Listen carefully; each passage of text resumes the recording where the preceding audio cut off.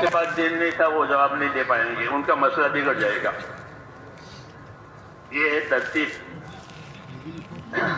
تو میں نے کہا دنیا کی زندگی اللہ تعالیٰ نے ہم کو دین بنانے کے لیے دی کہ یہاں اپنا دین بناؤ. اس لیے حضور صلی اللہ علیہ وسلم دعا مانگتے تھے، اللہم اصلح لی دینی الذی هو عصمت امری. یا اللہ میرا دین بنا دے، یا اللہ میرا دین سنوار دے کہ وہ تو میرے کام کی اصل بنیاد ہے،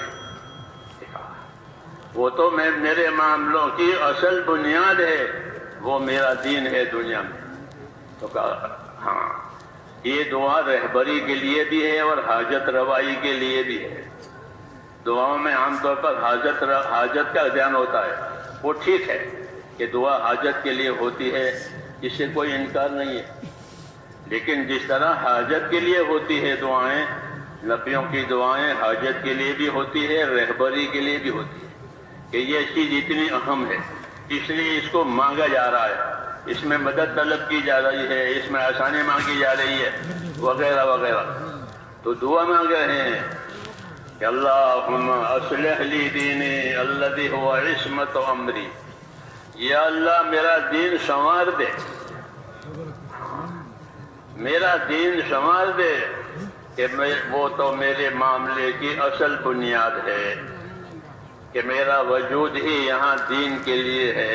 جب پیدا ہوا تھا اذان کہی تھی، اور جب مرنے لگا تو کلمہ یاد دلایا تھا کہ اپنے مرنے والے کو کلمہ یاد دلاؤ حدیثوں میں. تو جب پیدا ہوا تو اذان دی تھی، پر مرنے لگا تو کلمہ، تو دونوں دائیں بائیں دونوں ایک ہی چیز ہے. یہ علامت ہے کہ اس کو اسے خاص کام کے لیے یعنی دین کے لیے پیدا کیا تھا. تو وجود ہمارا میرے دوستوں اس دنیا میں یہ دین کے لیے ہے.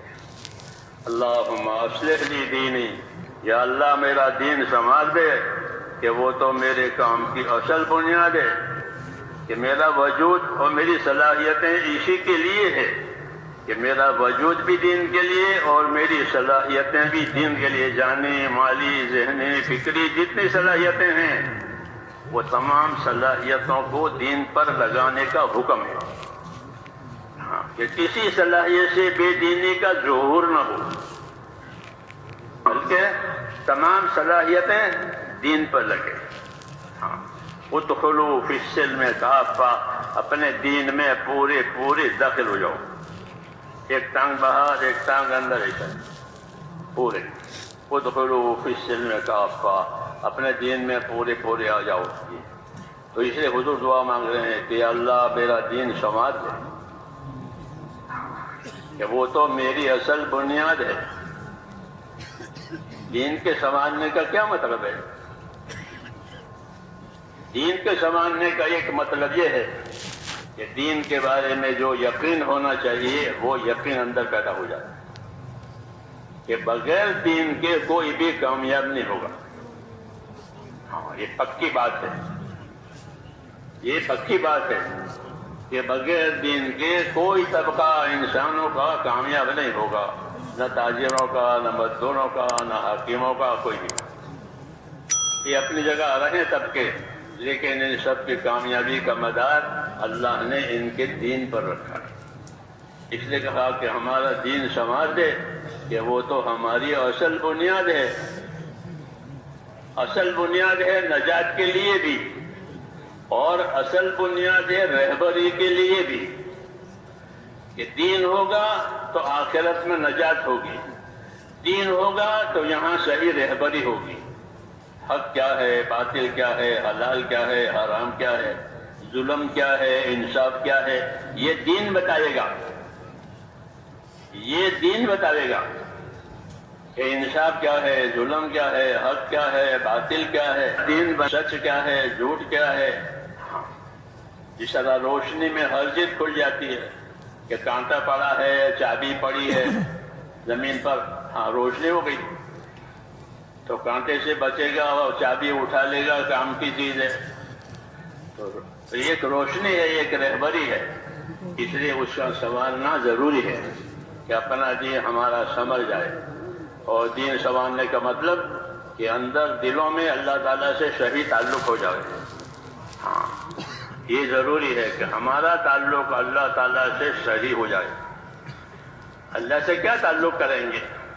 اس کا تو کوئی رشتہ دار نہیں ہے، اس کے برابر کوئی نہیں ہے. کہ اللہ سے تعلق عبادت اور بندگی کا ہے. ہاں، یہی تعلق اللہ نے ہمارے درمیان میں پھیلایا ہے. تم سب میرے بندے ہو، جنات اور انسان اور ملائکہ یہ سب اللہ کے بندے ہیں. تو بندگی والا تعلق اللہ تعالیٰ نے دیا ہے. وہ دین اسی کی رہبری کرے گا کہ اللہ کی بندگی اور اللہ کی عبادت کیسے صحیح ہو جائے، کیسے بندہ بن کر زندگی گزرے. اس کی رہبری دین کرے گا کہ بندہ بن کر زندگی گزارو. کہ بندہ بن کر زندگی گزارنے کا کیا مطلب ہے؟ کہ بندہ بن کر زندگی گزارنے کا مطلب یہ ہے کہ اللہ کے ساتھ ایمان اور اخلاص سے رہو. اللہ سے کیسے رہو گے؟ کہ اللہ کے ساتھ ایمان سے اور اخلاص سے رہیں گے. کہ اللہ پر ہمارا ایمان ہے کہ اللہ ہی وہ ذات ہے جو عبادت کے لائق ہے، اس سے سوا کوئی عبادت کے لائق نہیں.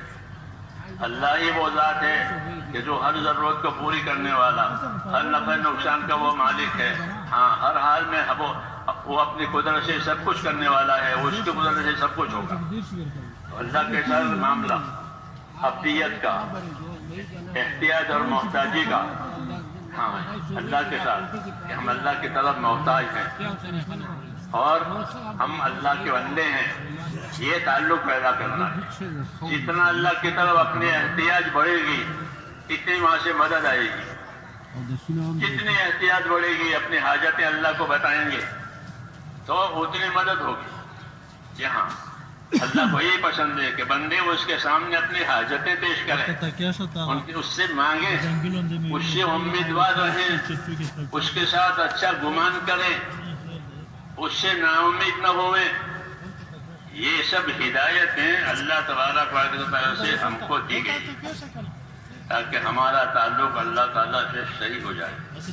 اور اللہ نے ایک بڑی بات ہم کو یہ سنائی کہ میں بندے کے ساتھ وہ معاملہ کروں گا جیسا وہ میرے ساتھ گمان کرے گا.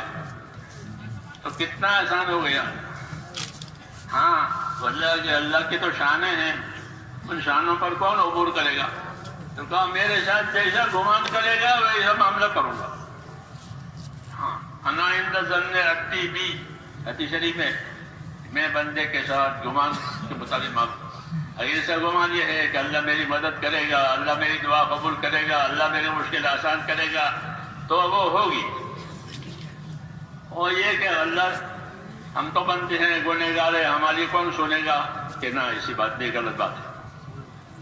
ابشروا واملوا ما یسرکم، ہدایت دی ہے. بشارت لو، خوش رہو اور اللہ سے امیدوار رہو. ایسے امیدوار رہو کہ اللہ تمہیں خوش کر دے گا.